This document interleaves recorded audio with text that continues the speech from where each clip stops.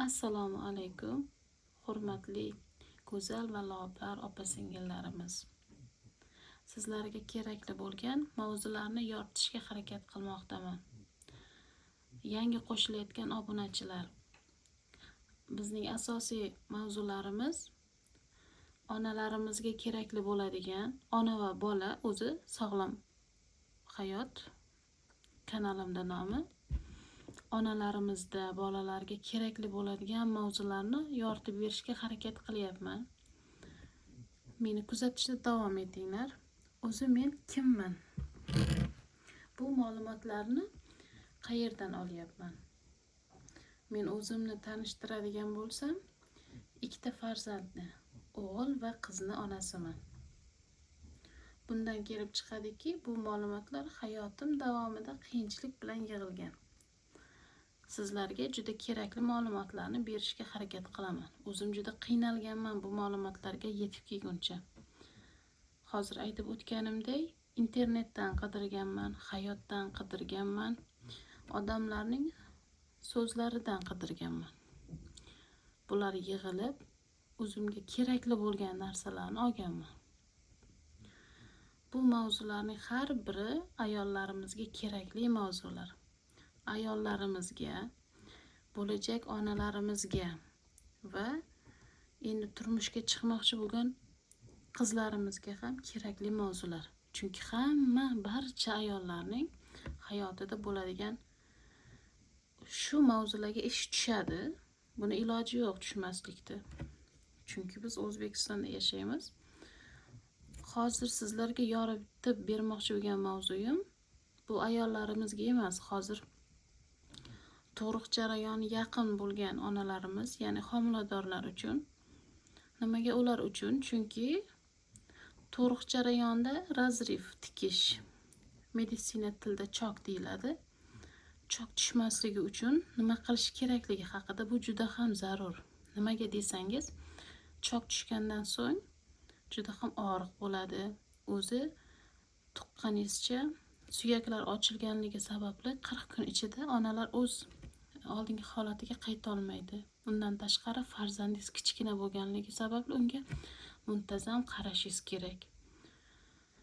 Tanadagi og'riqlar, tanangiz o'zgarib, boshqacha og'riqlar paydo bo'ladi. Uni o'sha vaqt o'zingiz his qilasiz. Men uni juda chuqur tushuntirib bera olmayman. Men o'zimda 2 marta o'tgan o'sha narsa. Keyin bu chok u alohida og'riq beradi. Hojatga chiqishga qiynalasiz, o'tirishga qiynalasiz. Xo'jayiningizni ko'nglini ola olmay qolasiz 2 oychalar. Hozir yoritib beraman. Nima qilish kerakligi haqida, buni qachon ishlatish kerak, nima qilish kerak degan savollarga javob beraman. Videoni oxirigacha kuzating. Bizga kerak bo'ladi, hammani uyda topiladi, zaytun yog'i ko'rishingiz mumkin. Buni farqi yo'q, katta, kichik yo boshqa o'lchamdagilari. Mana shundan foydalanamiz. Paxtaga olasiz, ivitasiz buni. Homilador ayollarimiz 8-oyga o'tgandan boshlab haftasiga 2 marta surasiz. 2 marta sursangiz yetadi. Kechki payt paxtaga olib, shu intim zonangizga, qinga surib yotasiz. O'sha bu terini bo'shashtirib, cho'zilishga yordam beradi. Chok tushmaydi. Men o'zim shundan ishlatganman. Ikkala bolamda ham Xudoga shukr tushmagan.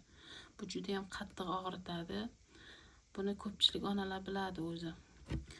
Chok o'zi nimaga tushadi degan joyiga keladigan bo'lsak, endi birinchi tug'ruqda ayollar bilmaydi qanday azob bo'lishini. O'zingizni boshqara olmay qolasiz.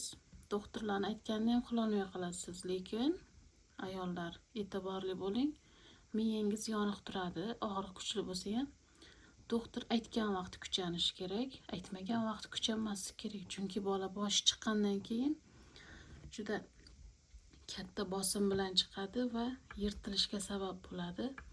Doktorning aytganini to'g'ri qilsangiz ham chok tushmasligi mumkin, lekin bu zarar qilmaydi. Buni zarari yo'q, foyda berishi mumkin, lekin zarar qilmaydi. Men o'zim ikkala farzandimda ham qo'llaganman, juda ham foydali. Ishlatib ko'ring, afsus qilmaysiz. Agar zaytun yog'ini topolmasangiz, o'zimiz oddiy paxta yog'i ham bo'ladi. Haftasiga 2 kun, 9-oyga yaqinlashavergandan keyin haftasiga 2-3 marta ishlatsangiz ham bo'ladi. Umuman zarari yo'q. Navrot teringiz yumshab, cho'ziluvchan bo'ladi. Keyin yana bittasi, endi buni ham ko'pchilik aytadi, shunda ham yana ma'lumot bo'lsin deb aytib o'tib ketyapman. Xo'jayiningiz bilan ko'proq birga bo'lsangiz ham foydasi katta. Ko'pchilik erkaklar lekin bundan qochadi. Bolamga zarar yetkazib qo'yaman deb, lekin qin sohasini kengaytirib, tug'ishingizni osonlashtiradi. Ba'zi bir mashqlari ham bor, ularni ham keyingi mavzularda yoritib beraman. Hammaga rahmat, obuna bo'lish esdan chiqmasin.